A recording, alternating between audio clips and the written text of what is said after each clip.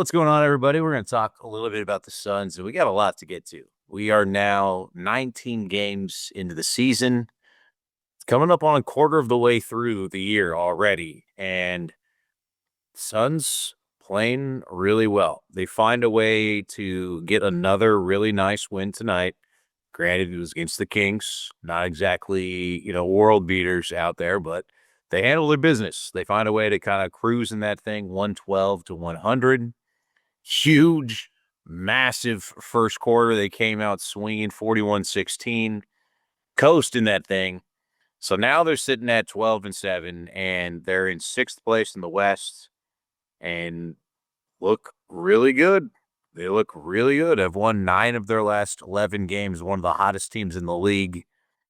Not named Detroit, not named OKC, but they are rolling. And they're looking more and more like they have a chance at being a playoff team, to the point I was actually looking on NBA reference today on the odds. They're given an 81.2% chance of making the playoffs right now, with the high likelihood that they would be the 6th seed. That is infinitely better than where this team was originally projected at the start of the year. And there were a lot of reasons for that. And I kind of want to hop into those through what we've seen through these first almost 20 games. Tonight, did it again. Mark Williams continues to be just everything that they could have hoped for in that trade. It was such a boom or bust move, and one that had a lot of volatility to it, and one that was risky in a lot of ways. You saw the Lakers were interested in Mark Williams, and then they back off and say that his health concerns and kind of what was going on there kind of spooked them a little bit. So there was fear of how much of his health problems are real. Was he going to be available? A guy that size did miss some games over there in Charlotte. So that was the first thing. He's been reliable. He's been a guy that has played games and been out there and played good minutes. Fit the bill. 20 games in, has done well there. Numbers a little bit down on it as far as his averages from where he is in his career, but he's still putting up 12 points and 8.5 boards right now, and not a guy that you have to draw up a play for. He just goes up and gets it and gets offensive rebounds and putbacks and catches lobs, fills up the stat sheet, does what they need him to do, and he's anchored what has been, about a top 10 defense, a defense that has been surprisingly very, very good compared to what people kind of thought they were going to be at the start of the year, at least nationally. They have been much better than that. They have been really good. Not to the top tier of what OKC has been, but after tonight, ranked 6th. Again, Bill Simmons said this team was going to be the worst team defensively in the entire league. They're in the top 10 and nearing the top 5. Says a lot. They look engaged and active. And as I said in the last podcast about them, a huge ton of credit has to go to Jordan Knott. I butchered this guy and went after him when they did the signing. It seemed like such a no-name signing, the guy that only got the job because of his Michigan State ties. He's making a lot of people look dumb, starting with me and a lot of other people, because first 5 games, it didn't look great. He made the right adjustments. He's pushing all the right buttons, and this team has been responding. And it is what it is. You got to admit it. When they are rolling, he gets a lot of that credit. Can they keep it up? We're going to wait and see. But a quarter of the way through isn't 5 games, isn't 10 games. We're basically 20 games into the season, and they've been able to keep it going like this. So that says something with guys in and out of the lineup. There's been a lot of injuries. Another revelation this year has been Colin Gillespie, who played solid again tonight. That was one of the biggest concerns about this team, was the fact that it was like they did not look like they had a point guard on the roster, and that one that you could trust.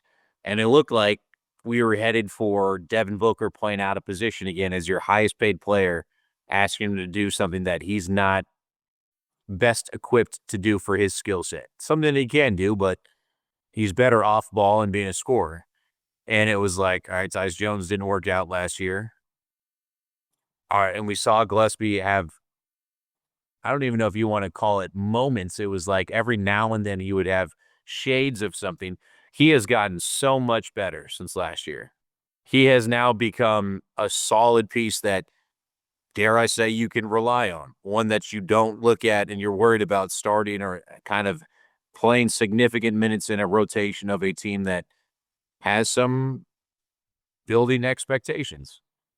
He is now not only averaging career highs across the board, he is doubling his average or his career highs across the board. He's now knocking on the door of 11, 4, and 5, which may not seem like much, but that is double his career high in points, double his career high in rebounds, double his career high in assists. He's filling it up. He's playing great. He's given a little bit more opportunity, and he has definitely thrived in that and had 9 assists tonight. 4 turnovers, could play a cleaner game. 21 points. I mean, he had 4 or 9 on threes. He has been great complement to that front court, that back court, and he's been so much better than I thought that he could have been with this team or where he was, and he's gotten so much better since last year. He's got a payday coming up. It's going to be interesting to see what his value is going to be out there on the open market and if the Suns can keep him or if he's going to have the opportunity going somewhere else.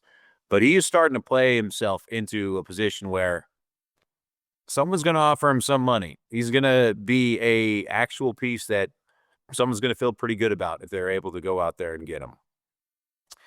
The third guy that I look at that I think has really helped this team and kind of elevated both the floor and the ceiling of this team is Jordan Goodwin, who, if you remember, during the summer, right after going into the season, I said I thought he was one of the sneaky best signings that the Suns had done. He was one of the few rotational pieces on the Lakers that JJ Redick trusted because he is a smart basketball player that just found ways to make plays, let the studs do his thing, and just found ways to contribute while he was out there. And he was a guy that you didn't know really kind of why it was, but you just could not take him off the court. He just would find a way to force you to give him minutes because good things happened when he was out there. And now he's doing the same thing. 8 of his last 10 games, double-figure scoring. Rebounds really well. Defends his position really well. Plays incredibly hard. And it's an infectious way that he plays also, and it kind of spreads to everyone else. He's been a great piece to kind of anchor that bench, which has had to play a lot of minutes with Jalen Green not being there this year for pretty much the entire season so far. For Dillon Brooks, who's been in and out of the lineup, they've needed to have some guys come in and give them some juice. Jordan's been that and more. So Jordan Knott's found a way to kind of push the right pieces, find the right rotations, and some guys are really playing above their head. And just right now, the Phoenix Suns are playing bigger than the sum of their parts. The guys are playing above their heads. They're playing better with each other, and it's showing. It's showing in it. The pieces now that I feel like are going to be interesting, kind of what comes next. Nick Richards is an interesting spot. They just went after and got him last year, traded for him. A couple of players, well, one player there, one player coming back from Charlotte, but 3 second-round draft picks. How much are second-round draft picks really in the NBA? What's the value there? I saw teams pretty much trying to give away them so they weren't like stuck on the contract value of them. Not a ton of value there, but some. But now they're talking about trying to trade him and seeing what's out there. I don't think there's a trade market for this guy. I don't know what he's worth. He had a couple moments last year in heavy minutes, but it was mostly someone's got to score. If he's out there, it might as well be him or somebody else, and someone's got to do something, grab a rebound every now and then. But he's averaging 4 points and 4 rebounds now. What are you going to get for this guy? What's the value for him on the open market right now? I don't think it's very high. Granted, they didn't give up ton to go get him, but he just did trade to go get him and then immediately went out and got Mark Williams and immediately went out and got Kamon Malawak, who I'm about to talk about. But like, it feels like you made a move, low risk, but it certainly did not hit. And now you might be kind of stuck with him because I don't know what your options are. Who's really out there that really would want him? What kind of trade package can you get for him? What can you get at all for him in return? You're going to lose something. Didn't give up a ton to get him, but it just feels like, again, the Mark Williams trade is such a weird piece that threw such a corkscrew into these plans because whether it was supposed to be Nick Richards or Kamon Malawak, he's been eating all the minutes and earned them. But now these guys are kind of in a weird spot because of it. What do you do with them? It's a good problem to have. You have a little bit of depth, you have a little bit of options, and you're still winning, but it's still a problem. Nick Richards is a little bit of a problem. I don't know how they move off of him. It's a good insurance also to have right now behind Mark Williams. But like I said, Kamon Malawak is the one that it's frustrating, but it is a weird thing going on with him. Top 10 pick, a guy that you look at and you knew was going to be a project and you knew needed minutes and time. And that's why I initially, and I still have problems with the Mark Williams trade because it's like all of those minutes are being gobbled up and taken away from potentially some of them going to Kamon Malawak. This guy is not getting any playing time, and because of that, he's not getting any better. He's got to be on the court to play. 19 games in, he's played in 8 games, and he's averaging less than 5 minutes a game in those games he's played in. Hasn't played 40 minutes yet. That's one game total minutes. Hasn't played that yet. 20 games into the season. Now, the fact is they're winning. Mark Williams is contributing. He's earned those minutes. So it's hard to, you can't have your cake and eat it too. But the fact that he ain't playing and ain't getting any better, he's got to get minutes to develop to make that draft pick worthwhile. Or else why did you go get a project if you're not going to try and develop him? Now they started moving him to the G League, which was the right move because he needs reps and needs time to play. But it also, in my mind, shows I don't know what our plan was because he's just going to sit there and we're using more and more Mark Williams. And if Mark Williams is going to be our guy, why did we draft Kamon Malawak if this is the guy that we want to play and develop with? Are they going to really seriously compete this year? Maybe talk about the playoffs. It looks like it. But it's frustrating in that everyone else, when you look across the league, is getting production out of their first round top 10 picks. That these are the guys that are playing, learning, getting better, and you think that's going to pay off into the season.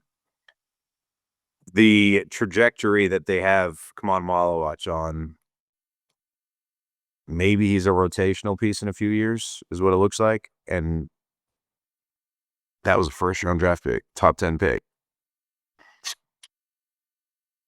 Like, what are we doing? You got to see what you got.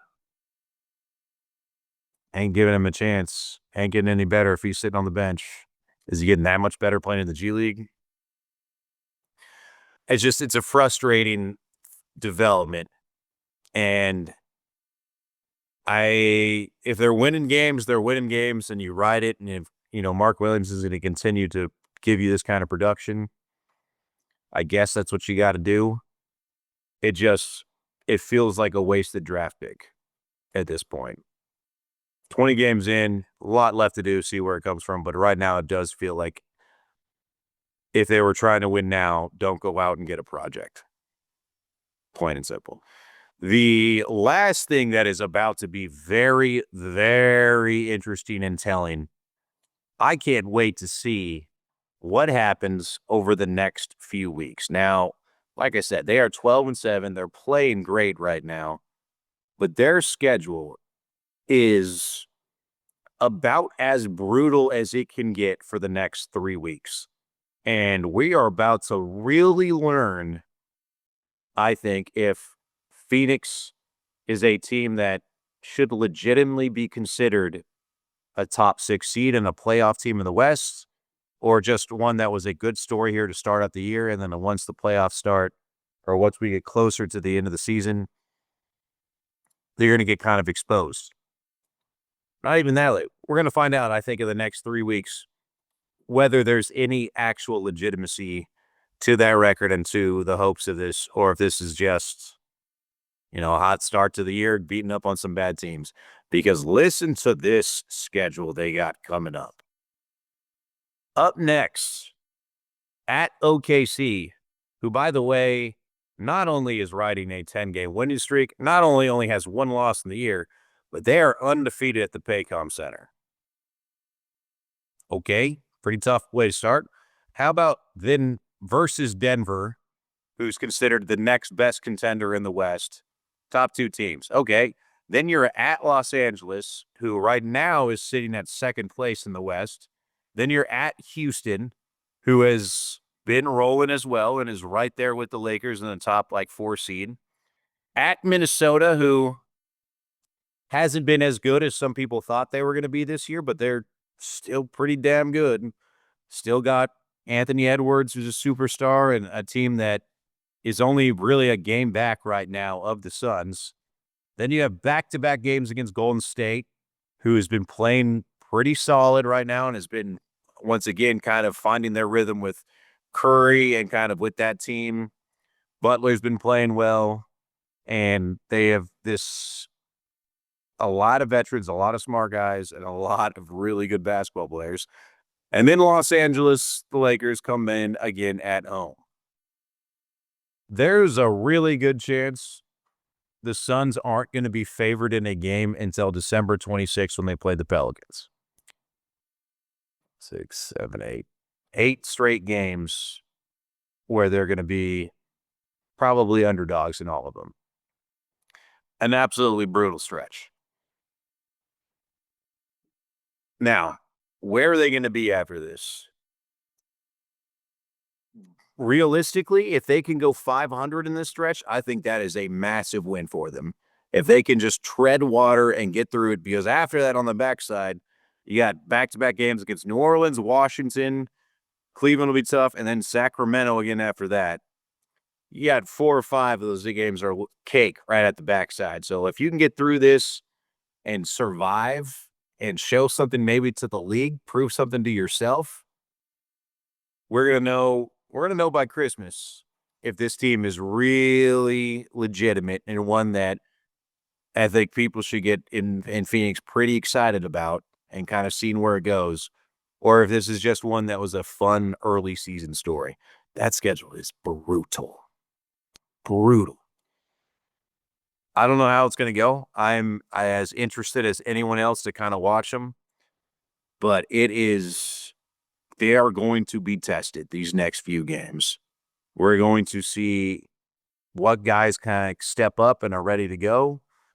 What guys, if the lights get a little bit too bright for them, or if they're not quite ready for that yet.